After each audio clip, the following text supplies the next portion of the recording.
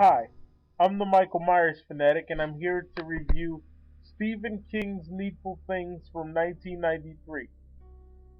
I'm not able to get the research on this movie like I want to get. Plus, I tried to watch it, and the internet is really slow. So I'm going to have to go by what I remember the first time. And from what I can remember, Sheriff Alan Pangborn was played by Ed Harris. Leland Gaunt was played by Max von Sydow or Sydow. I don't know how you pronounce his name. But anyway, the movie is about this guy named Leland Gaunt that sells you whatever you want in exchange for your soul. And it turns out that he's the devil, as you can probably guess. And he has this shop in Maine called Needful Things. It was a very good movie. I enjoyed it. He basically got into town through lies and corruption. When you think about it, the movie started out with a lie. There's a boy that's riding his bike, and the lady asked him, she said, "Aren't you supposed to be in school?" So he says to her, "I got a cold." He lied. That's how the devil got in. Instead of just saying, "I don't want to go to school," he said, "I got a cold." And then from there, they had another group of people that didn't like each other. One name was Nettie, and the other girl's name is Wilma. And they've been feuding for years. Wilma owns this turkey farm, and Nettie owns a bakery. Wilma comes over every day and just starts trouble with Nettie. She threatens to kill Nettie's dog. Nettie loves her dog, so she's like, "Please don't kill my dog." Nettie killed her husband, by the way. I thought I should point that out. She murdered her husband, but he was abusing her. And that's a sin she committed because she got away with the murder. See, this movie's all about sin. Whatever sin that you did, he uses it against you. And she murdered her husband. Everybody in the town knows that she murdered her husband, but I guess she got away with it because of some kind of technicality or something.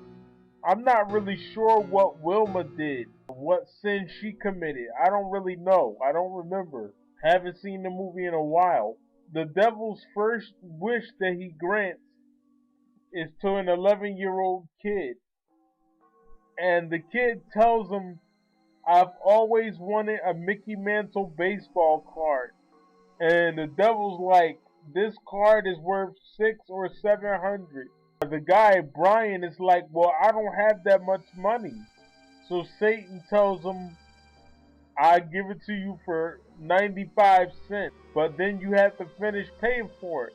Brian asks Satan, "What do I have to do to get this Mickey Mantle card?" And Satan tells him, "All you gotta do is play a trick on the lady next door." He's talking about the lady named Wilma. What he wants Brian to do is take turkey poop and throw it at Wilma's freshly washed linen and make Wilma think that Nettie did it.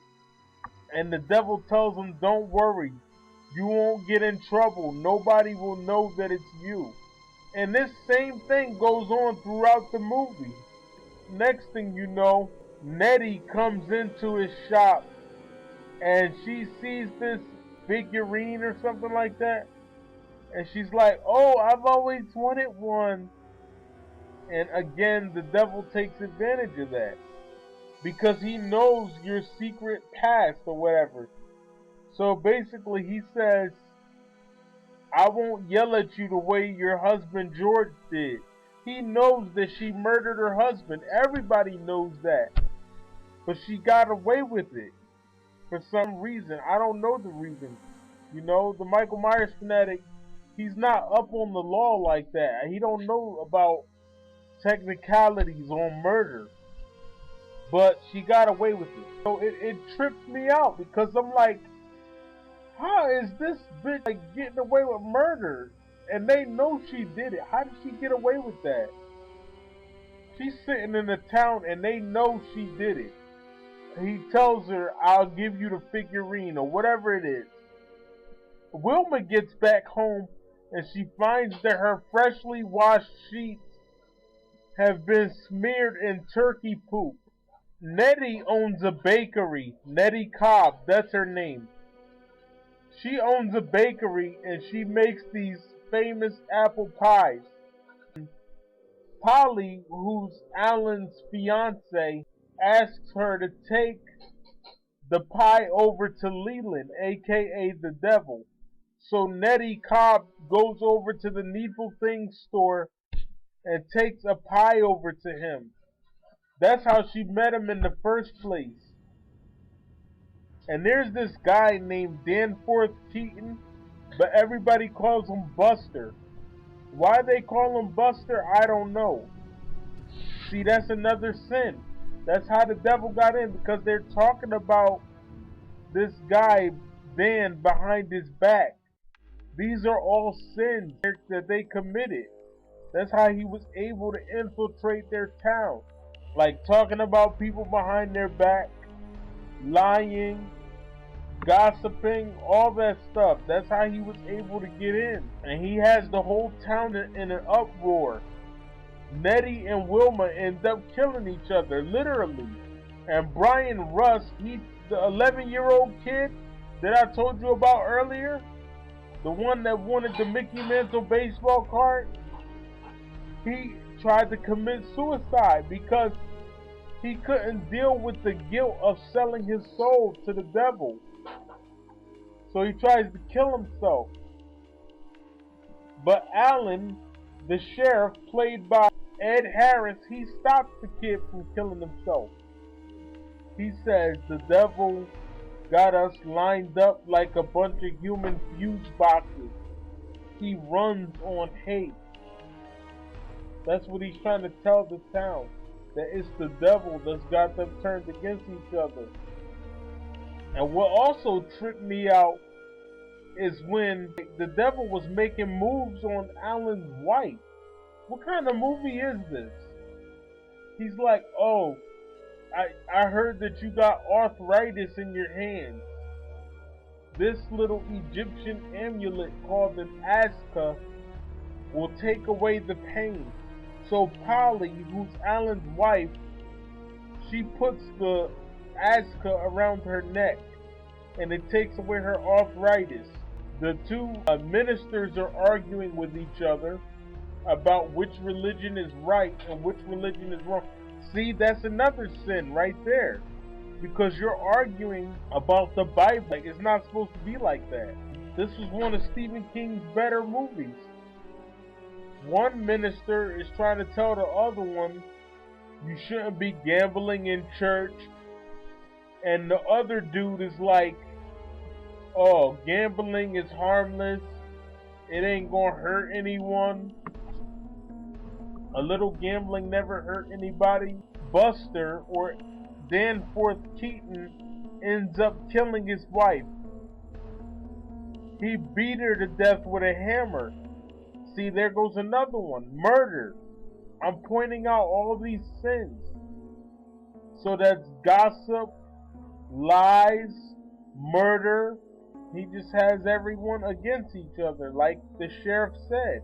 Alan did end up fighting the devil, hand-to-hand combat, but the devil didn't fight back. And I guess he's saying, what's the point of fighting back? The guy that killed his wife, Buster, aka Danforth, he tries to repent and pray to God. But then the devil gets mad and he's like, you don't tell me nothing, I tell you everything. The devil sees him talking to God. He's like, who are you talking to? And he's like, I'm talking to God. And the devil, at this point, he's pissed. He grabs the dude by the shirt and puts him up against the wall. Tries to get him to stop praying. Because he wants to collect his soul. If you don't pray to God and repent, that's how the devil can get your soul. So he tells Buster not to pray. With the people that are left in the town, Alan calls a meeting. He's like, it's this guy, Leland. He's the one behind everything. He's the one that made Nettie Cobb and Wilma Jerzick murder each other. He's the one that made the two ministers fight each other. It was the devil. He did it. Of course, they don't believe him. But they do confess their sins, however, which was actually a step in the right direction because he started losing his influence over the town. And everything that these people ever wanted, the devil gives to them in exchange for their souls. Buster, aka Danforth, he always wanted a racetrack. The devil says, I'll give you a racetrack. I think he made him slash somebody's tires or something like that. He also made Brian, that I told you about earlier, he made him take a bunch of apples and bust up somebody's house. Buster ends up committing suicide. He tried to blow the devil up, but to no avail because it's the devil. The devil comes out of the fire and reveals the future to one of the residents, saying, you will have a child and Bob will be his name. At this point, the devil realizes that he's defeated and he goes to another town.